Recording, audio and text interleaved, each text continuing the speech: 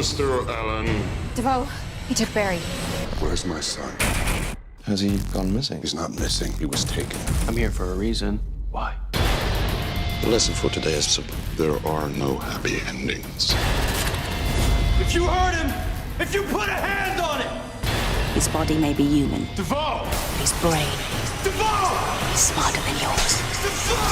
The Flash, mid-season finale this Tuesday at 8, 7 Central on the CW. Hey everybody, it's the mid-season finale on The Flash, so let's break this down. There's also a bunch of images too, because in that footage, they didn't have any of the Amunet Black Caitlin stuff that's going on, and that's like the other part of the storyline. So for all the Thinker stuff that's going on, which we'll talk about in a second, which is also a bit of a throwback to Earth 1 Reverse Flash from some moments earlier this season in the crossover. There's also this whole other Caitlin thing going on. You see a little bit of it when there's that big explosion in Jitters. So if you're finding me for the first time, be sure to subscribe to get everything. There's going to be Flash stuff, DC TV, and DC movie stuff happening all throughout the break. But just like normal, there is new giveaway stuff at the end of this too.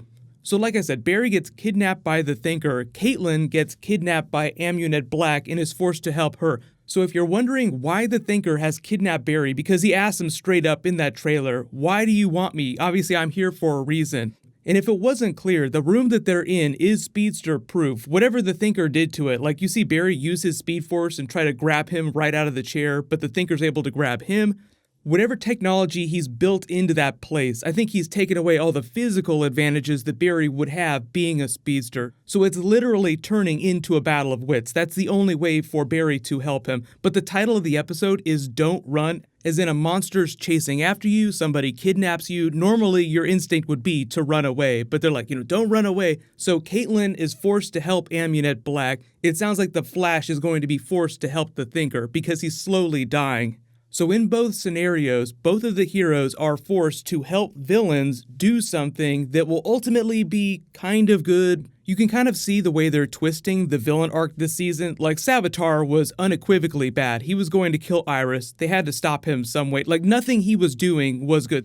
There was going to be no benefit to anybody on Team Flash. Unless you were Savitar, then you would become Savitar because he was trying to turn it into a self-fulfilling prophecy. Kill Iris so that Barry would turn into Savitar. This season, it's all about defeating the villain, but the thing is, like when you saw that Thinker flashback, he's not that bad. He actually wants to help the world, but he has this degenerative condition, so the thing that's helping him save the world, his mind, is literally eating his body. So it's starting to twist him up, and he needs the Flash to help him complete his task. But the reason why he's a villain is because of the ways that he's trying to get the Flash to help him out. Like he's manipulating him, getting to create more speedsters, trying to move him around like a chess piece rather than go to him as a friend would, like during the crossover.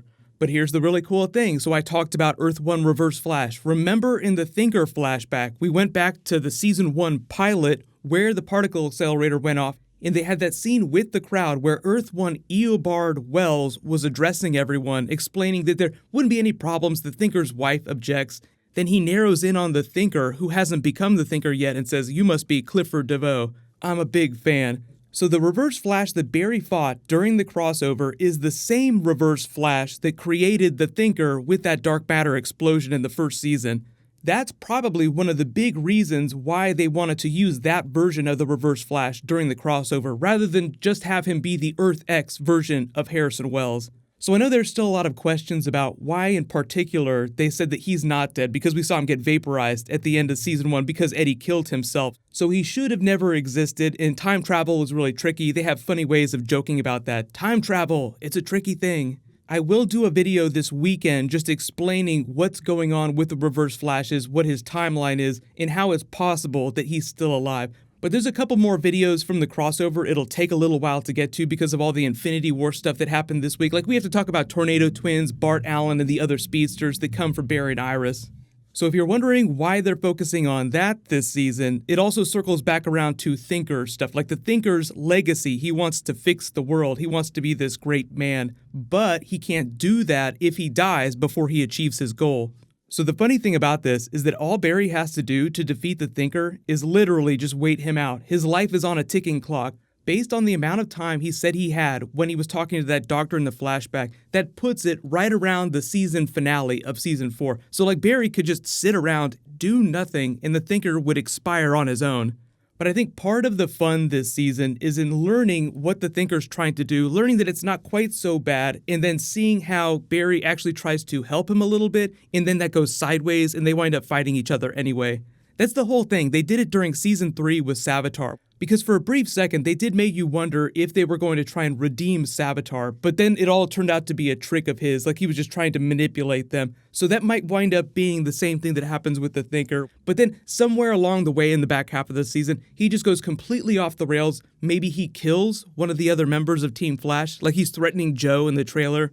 But of all the people that are on my death predictions list, Cecile is a little bit higher just because they keep hyping her up, but I don't think that they would kill her before she had her baby. But it's a little too early to predict who they're going to kill at the end of the season. But just let me know, based on the evidence so far, who do you think that they kill this season? Because there's got to be at least one more big heartbreaking death in the back half.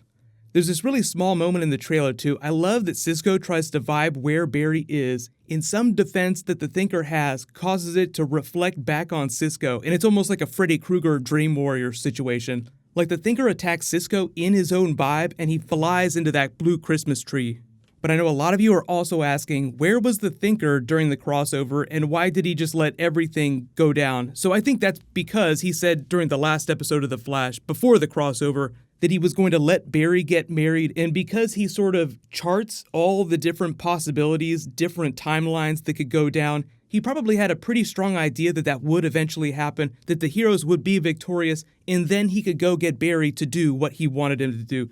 But I'm really curious to see how close to the Geoff Johns Thinker arc this is, because the whole reason why the Thinker wanted the Flash's mind in the comics is because he had this limitless processing ability because of his connection to the dark matter. Speed Force enhanced brain plus the Thinker equals the super version of the Thinker. So he might wind up trying to take part of Barry's mind. But just remember this comic book panel with all the wires sticking to his brain? We saw that happen to the Thinker during episode 7. We might get to see a version of this in the mid-season finale, and if not then eventually later this season.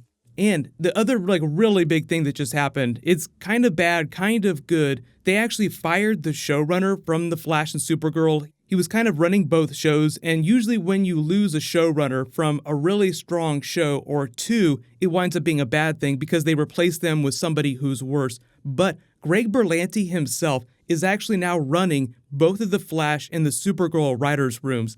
And whatever you thought of the season so far, he's actually just every bit the comic book nerd that Geoff Johns is. He's a huge Flash comic book nerd. He was the one that originally wanted to do the Flash TV show and then brought everybody else in on it. But for however long, maybe for the rest of the season, he will be personally overseeing the rest of the story on The Flash and Supergirl. So even if you only watch The Flash, they kind of got a big upgrade in terms of their writer's room now that he's giving his full attention to The Flash and Supergirl too. So kind of a bad situation, but something good came out of it.